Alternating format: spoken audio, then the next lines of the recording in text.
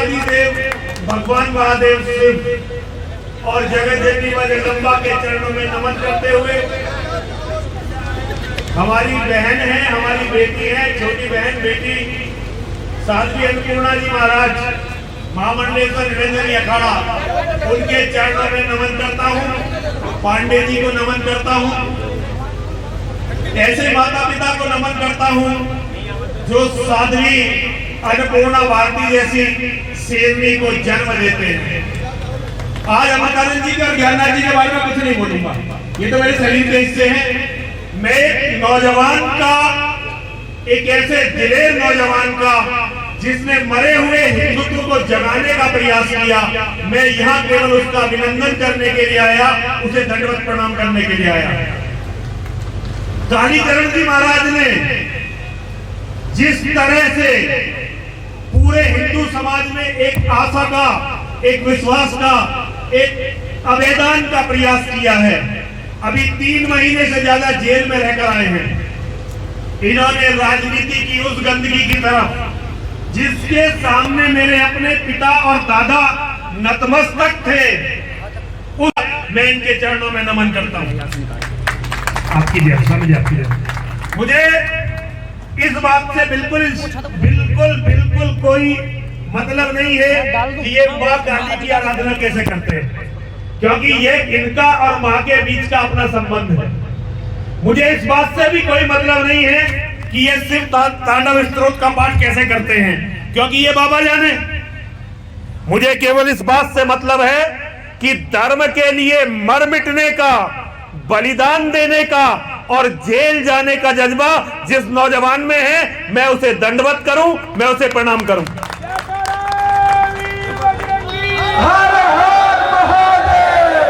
मैंने अपने साथियों से कहा कि हमें महाराज जी का अभिनंदन करना चाहिए। डॉक्टर साहब ने शुरुआत की और 8 तारीख को गाजियाबाद में, हालांकि हम पर बड़ी बंदिशें लगाई हुई हैं, ना तो हमारे कार्यक्रमों को परमिशन मिल रही है और प्रशासन का कहर, सुप्रीम कोर्ट से तो कोई गिला नहीं है, सुप्रीम कोर्ट में तो हमारे दुश्मन बैठे हुए हैं, लेकिन शासन प्रशासन में वो लोग बैठे हुए हैं जिन्हें हमने अपने पसीने से सींचा है, और वो जितनी प्रतिबंध हम पर लगा सकते हैं उससे भी हजारों गुना ज्यादा प्रतिबंधित हमें कर रहे हैं।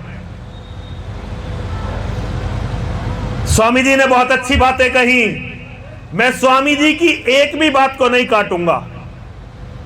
स्वामी जी ने जो कहा, एक नौजवान के रूप में उन्होंने अपनी बात कही, और मैं अब एक ऐसे व्यक्ति के रूप में जो जीवन के सारे रंग देख चुका है, केवल 5 से 7 मिनट में अपनी बात कहने वाला हूं बस।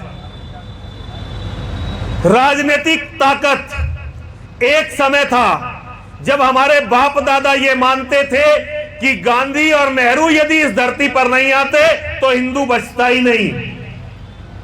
ये हमारे बाप दादा मानते थे। मेरे अपने बाबा जी फ्रीडम फाइटर थे। हम गांधी को गाली देते थे क्योंकि हम तो कभी भी गांधीवादी नहीं रहे। हमारा तो आरएसएस में पूरा, हम तो आरएसएस में रहे, फिर हिंदू महासभा में चले गए, तो हम जब गांधी के बारे में बोलते थे वो खाना नहीं खाते थे उस दिन।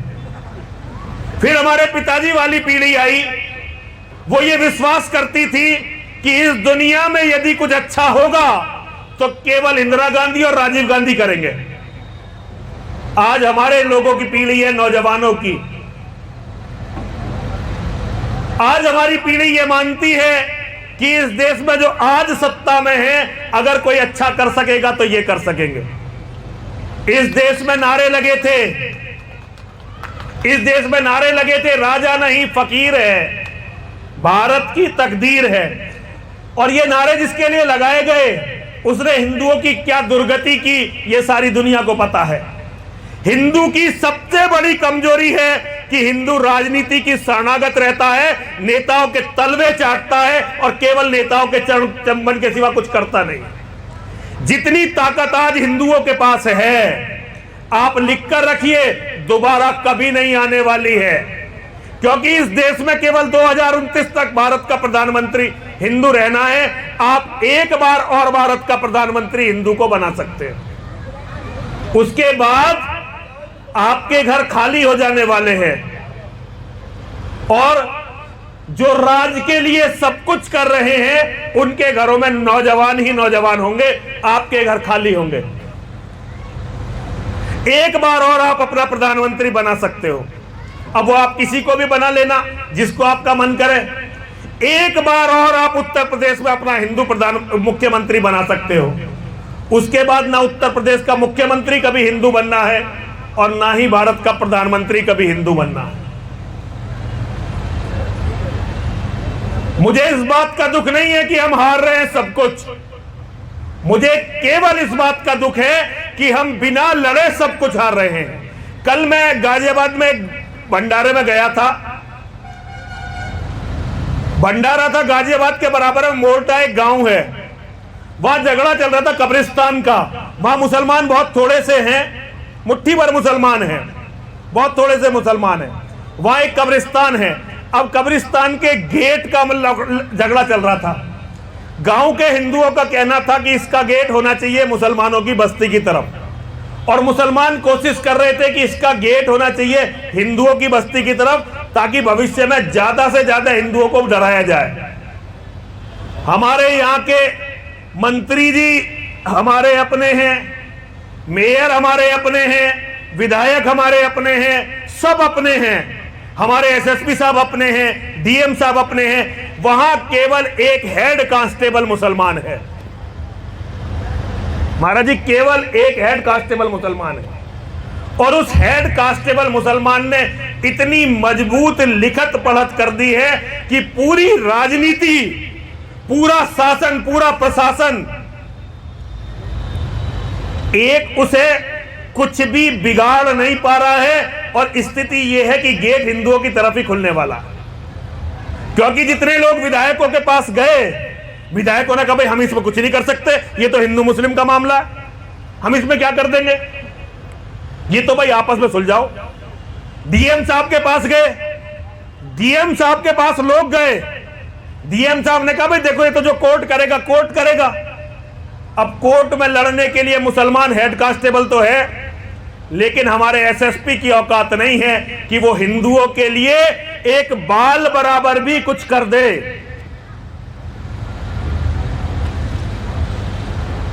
कौम को दिलेर बनाओ और अपने बच्चों को तैयार करो कि वो तुम्हारी रक्षा कर सके। फौजों ने, पुलिस ने, सिपाहियों ने कभी हिंदुओं के लिए कुछ नहीं किया। ये तो राज बदलेगा, और शासन ने, राजनीति ने हमें दफनाने में कोई कसर नहीं छोड़ी। जो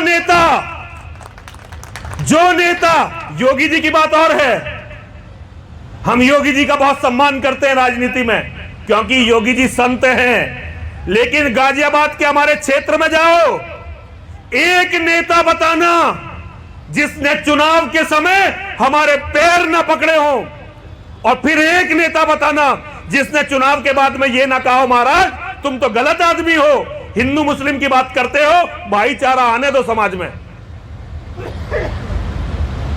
लोगों ने मोदी जी को प्रधानमंत्री बनाने के लिए अपना पसीना बहाया होगा।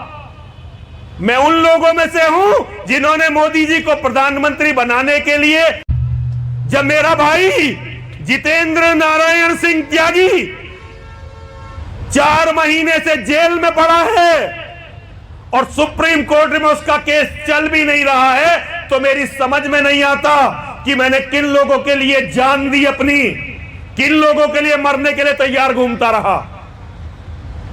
आज हिंदू संगठन केवल एक काम करते हैं, चंदा इकट्ठा करते हैं और समय पर भाग जाते हैं। ये हमारी यही फौज थी, आदि भारत की फौज कश्मीर में पड़ी हुई थी। अभी ये पुलिस वाले सारे मेरे बेटे हैं, सारे। मैं गांव से हूं।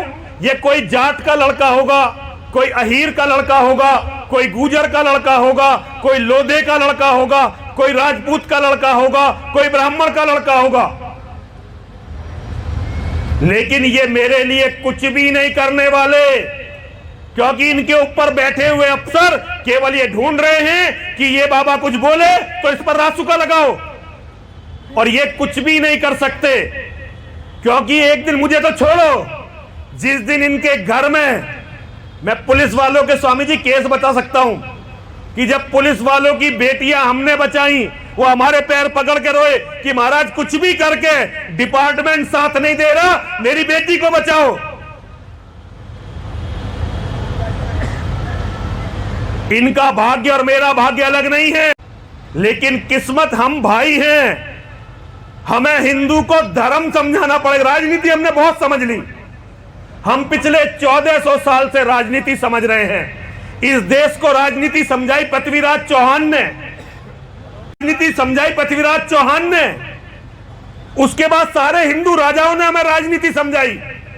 जिन हिंदू राजाओं पर हम गर्व करते हैं, उन हिंदू राजाओं ने भी कभी धर्म के लिए लड़ाई नहीं की, केवल अपने राज के लिए लड़ाई की। यह दूसरी बात है कि उनके राज में हिंदू थोड़ा सुरक्षित बचा, लेकिन बीमारी का इलाज किसी हिंदू राजा ने यहां नहीं किया। केवल 2 राजा हुए इस देश में जिन्होंने इस बीमारी से लड़ने की कोशिश की, एक बाजीराव और एक बंदा बैरागी। और तीसरा आदमी इस धरती पर जो पैदा हुआ जिसने इस बीमारी से लड़ने की कोशिश की, वो था सावरकर। नाथूराम गॉडसे जी जिनके शिष्य थे, वीर सावरकर। राजनीति के बारे में वीर सावरकर का एक मुझे आज याद आता है। सत्ता वाले लोग आधा बताते हैं कि एक दिन समय आएगा जब ये कांग्रेस मुस्लिम लीग बन जाएगी। इसके बाद का भी एक सेंटेंस उन्होंने बोला था कि एक दिन समय आएगा जब ये जनसंघ पहले कांग्रेस बनेगा और कांग्रेस के बाद मुस्लिम लीग बनेगा। और इसका कारण क्या है कि हम हिंदुओं में इतनी ताकत नहीं है कि हम अपने नेताओं के सामने अपना मुंह खोल सकें। एक योगी जी से कुछ नहीं होगा, कोई भी आदमी हो। मैं तो ये मानता हूं कि ये हिंदुओं का, उत्तर प्रदेश के हिंदुओं का सौभाग्य है कि उनके पास योगी आदित्यनाथ जैसा योद्धा है। लेकिन अकेले योगी जी कुछ नहीं कर सकते भाई, गलतफहमी में मत रहना। आज दुनिया भर के मुसलमानों का निशाना है योगी आदित्यनाथ जी महाराज। और अपने आप को हिंदूवादी कहने वाले लोग उन्हें राजनीति से हटाना चाहते हैं। आपको, हर व्यक्ति को योगी आदित्यनाथ बनना पड़ेगा ताकि आपका खौफ, आपका डर हर दुश्मन के मन में हो, वरना आप अब जिंदा नहीं रह सकते। एक बार भारत का प्रधानमंत्री मुसलमान बना तो मैं गणितज्ञ हूं बेसिकली, और डाटा जो अभी स्वामी जी गिनवा रहे थे, हिंदुस्तान को ये आंकड़े हमने बताए, पूरे इस देश को कोई बताने वाला नहीं था।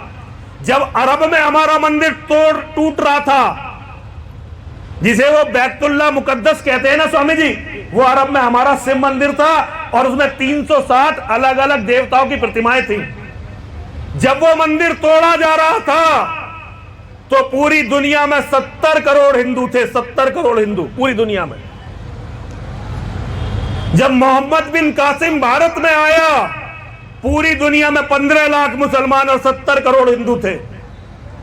और जब अंग्रेज इस धरती पर आया, हम केवल 18 करोड़ रह गए थे।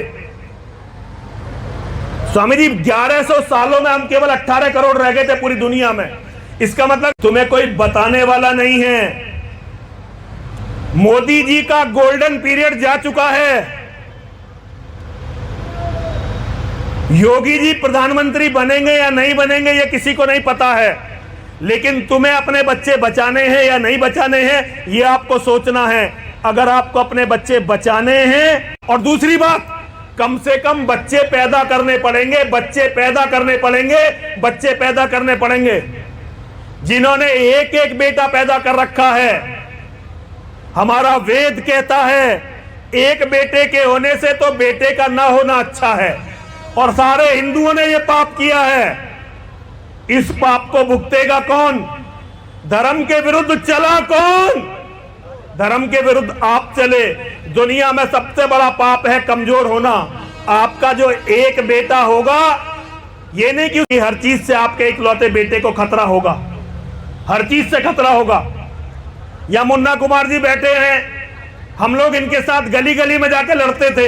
अभी इन्होंने हिंदू महासभा का अधिवेशन किया, पता नहीं कहां से पता चल गया मैं आने वाला हूं। दिल्ली पुलिस के डीसीपी ने फोन किया कि अगर आप आए तो गिरफ्तार करेंगे आपको, यहां पर कोई बचा नहीं सकता। और मुझे पता है हिंदू मेरी जमानत भी नहीं करवा सकते अब, जबकि देश का राष्ट्रपति कट्टर हिंदू, देश का प्रधानमंत्री आप सबका आदर से है, गृह मंत्री कहते हैं कि पटेल से भी ताकतवर लौह पुरुष गृह मंत्री है भारत का, लेकिन हिंदू को छोटी छोटी धाराओं में जेल में सड़ना पड़ता है। क्यों? क्योंकि हम राजनीति के अलावा कुछ जानते ही नहीं, और राजनीति में भी केवल इतना जानते हैं कि भाई जो आज राज कर रहे हैं ये हमारे मालिक है।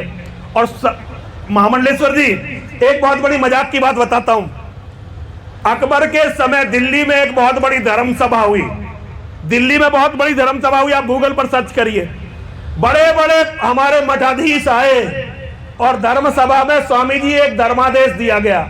उस धर्मादेश का नाम है दिल्लीश्वरो वाह जगदीश्वरो वाह।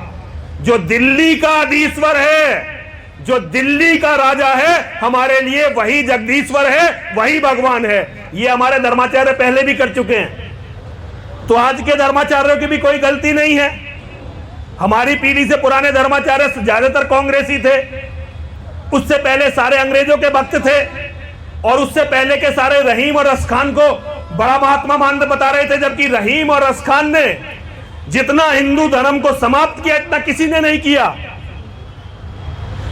मैं बहुत ज्यादा बोल गया, इतना बोलता नहीं हूं मैं, लेकिन जैसे जैसे जिंदगी अंतिम समय आ रहा है मेरी हताशा बढ़ती जा रही है, क्योंकि मैं देख रहा हूं कोई भी सनातन के पास ऐसा खिवैया नहीं है जो सनातन को सनातन सिखा सके। और जब तक ऐसा कोई हमारे बीच में अवतार नहीं आता तब तक हमारे बचने की संभावना शून्य भी नहीं है। तब तक स्वामी जी हमारे बचने की संभावना शून्य भी नहीं है। जब तक हिंदुओं को कोई लड़ना नहीं सिखा देता तब तक हम जिंदा नहीं रहेंगे। और इसका उदाहरण देखो यहूदियों से।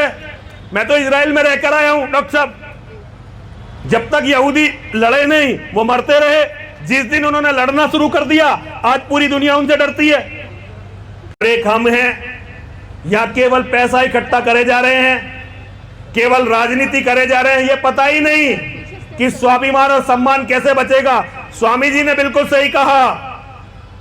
और वो ये नहीं देखेंगे कि औरत किसकी है, केवल ये देखेंगे हिंदू की औरत है तो यही होगा जो स्वामी जी ने कहा है। इससे बचने की तैयारी करो। जरा 3 बार मेरे साथ बोलेंगे, बोलिए, विजय मिले या वीर गति, सब महादेव के नाम, जीते जी रण छोड़ के जाना, वीरों का नहीं काम, विजय मिले या वीर गति, सब महादेव के नाम, जीते जी रण छोड़ के जाना, वीरों का नहीं काम, विजय मिले या वीर गति, सब महादेव के नाम, जीते जी रण छोड़ के जाना, वीरों का नहीं काम। हर हर महादेव, हर हर महादेव, हर हर महादेव। बहुत बहुत आभार महामंडलेश्वर।